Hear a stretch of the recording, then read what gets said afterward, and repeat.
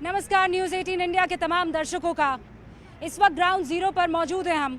हाँ, बहुत देर हो गई आते आते, लेकिन आना बहुत ज़रूरी था, क्योंकि अब जो मैं आपको दिखाने जा रही हूँ, अगर आप माँ बाप हैं, अगर आप बच्चे हैं, अगर आप यूपीएससी एस्पायरेंट हैं, अगर आप इस देश का मुस्तकबिल है, तो आपका सर शर्म से झुक जाएगा। इसलिए क्योंकि वो मासूम बच्चे जो मॉल में कुछ घंटे नहीं बिता सकते, वो मासूम बच्चे जो अपनी ज़िंदगी के हर ऐशो आराम को कोने में रख देते हैं, क्यों? ताकि वो पढ़ लिख सके।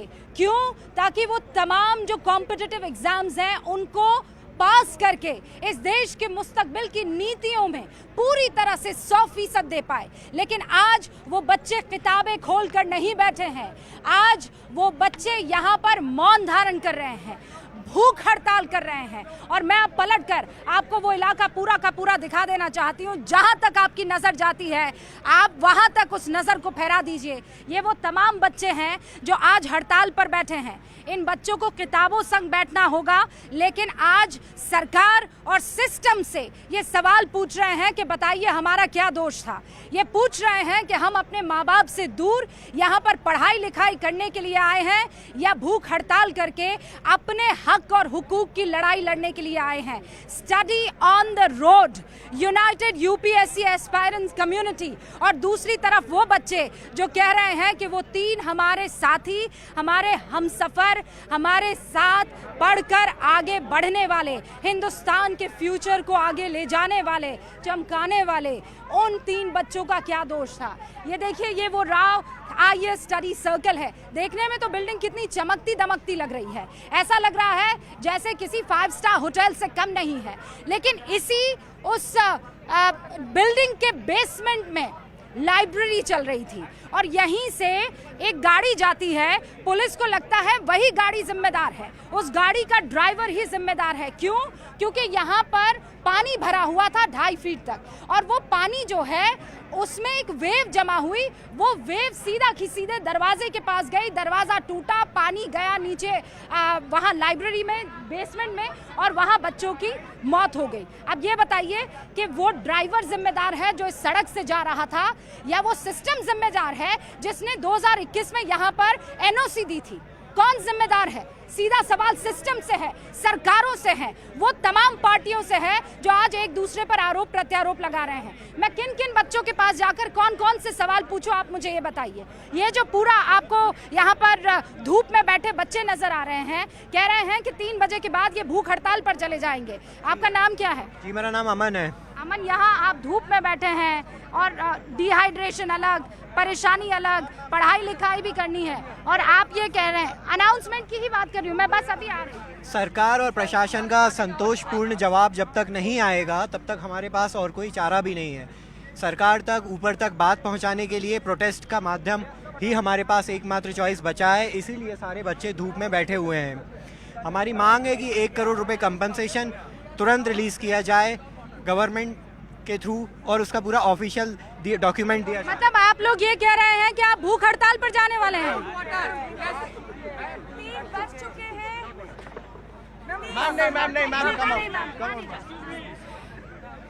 टाइम क्या है? What's the time? It is 3 o'clock और अब हमारा अनशन शुरू होता है। न जल न खाना जब तक हमारी मांगे पूरी नहीं होती। आपकी मांगे क्या है? अब हम क्योंकि अनशन पर हैं, हमारे बाकी मित्र आपको बताएंगे हमारी मांगे क्या है। हमें सहनशीलता से अब हमारा अनशन करने दीजिए। मैम, ये मांग जो हमारा जो भी है मैम, हम अनशन तभी तोड़ेंगे जब अथॉरिटी आती है, DMC आती है, DMC के काउंसिलर आते हैं, कमिश्नर आते हैं, मेयर आते हैं, MLA आते हैं, वो हमसे आकर बात करेंगे, हम उनके पास नहीं जाएंगे। और ये अनशन तभी टूटेगा, ये भूख हड़ताल तभी टूटेगा जब वो आकर हमारी डिमांड मानते हैं और उस पर एक्शन लेते हैं। सिर्फ मानना बड़ी बात। सर मैम, LG भी आए, LG डिमांड मांग के चले गए, डिमांड देख करके चले गए, but there is no option. हाँ ma'am, sorry, we are wasting our time. I understand, मैं पूरी तरह से समझ रही हूँ। नहीं। Okay, they must need to consult with us because we are presenting ourselves for past 4 days. So ये वो सारे बच्चे हैं जो ये कह रहे हैं कि हम अब अनशन पर जा रहे हैं।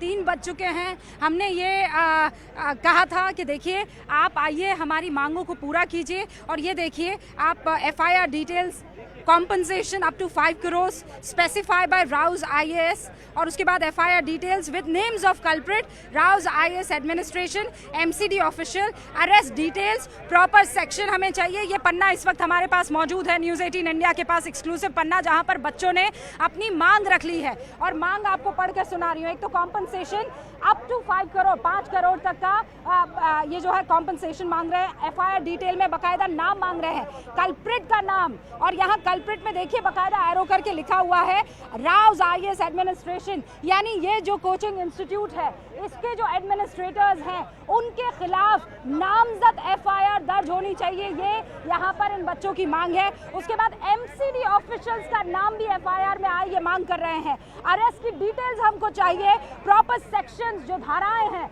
वो आप यहाँ लगा रहे हैं कि नहीं लगा रहे हैं, ये मांग कर रहे हैं। और with in time framework committee should give report, यानी जो कमिटी है क्या टाइम फ्रेमवर्क है, कितने टाइम में ये एक्शन ले लिया जाएगा, उसे पूरा कर लिया जाएगा, ये भी मांग रखी गई है। और basement for the purpose of libraries and conducting classes should be prohibited, यानी अब बेसमेंट में हम पढ़ाई नहीं करेंगे, कोई लाइब्रेरी खुलने की या खोलने की इजाज़त नहीं होनी चाहिए।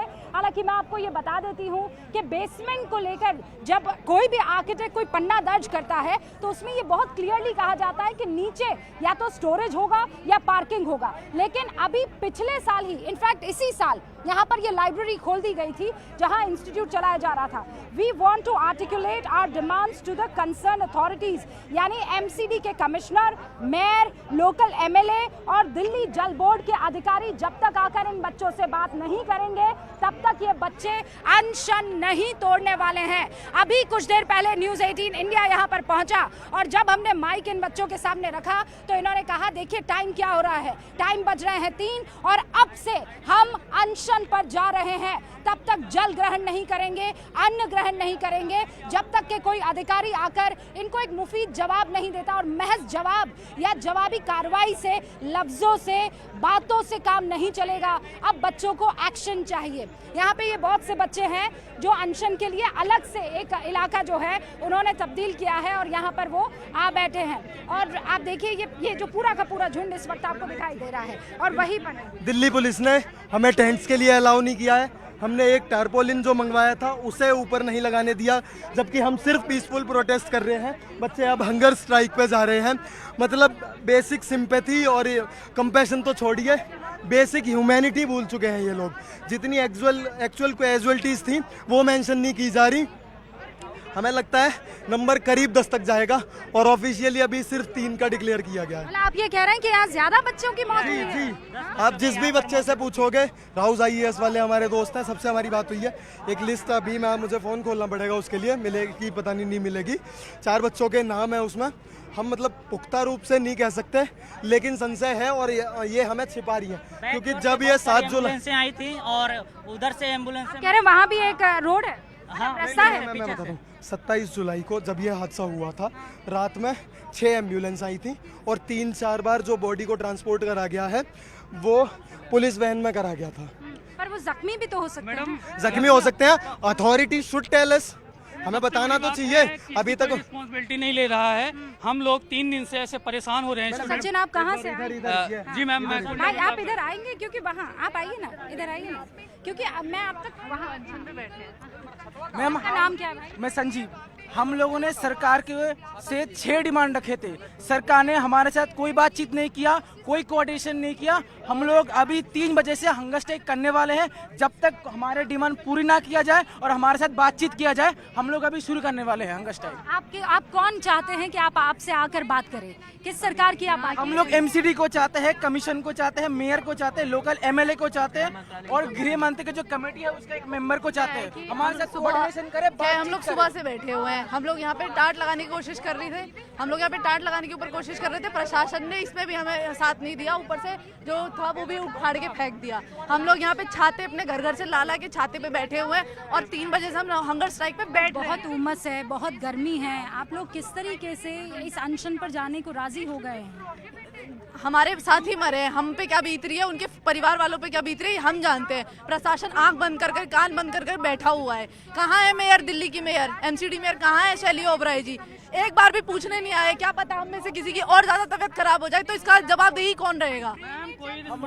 हम लोग वारेन की राजेंद्र नगर की छोटी छोटी कमरे में रहते हैं। हम लोगों को कोई देखा नहीं जाता है। रेंट इतना हाई है, लाइब्रेरी इतनी खराब है, पानी व्यवस्था इतना खराब है और वाटर लॉगिंग की प्रॉब्लम है। यही हम मांग करते हैं। हम किसी का अगेंस्ट में नहीं आंकड़ा भी नहीं दिया गया। हमने जब उस दिन रात में 27 जुलाई को इंसिडेंट हुई थी, any state any stake holder असली आंकड़ा तक नहीं बताया जा रहा है कि कितने मरे हैं, कितने नहीं मरे हैं और कहाँ है दिल्ली सरकार? आप लोग कहाँ से? हम लोग यही है, हम विजन आईएएस से सारे हम लोग वारेन के स्टूडेंट है।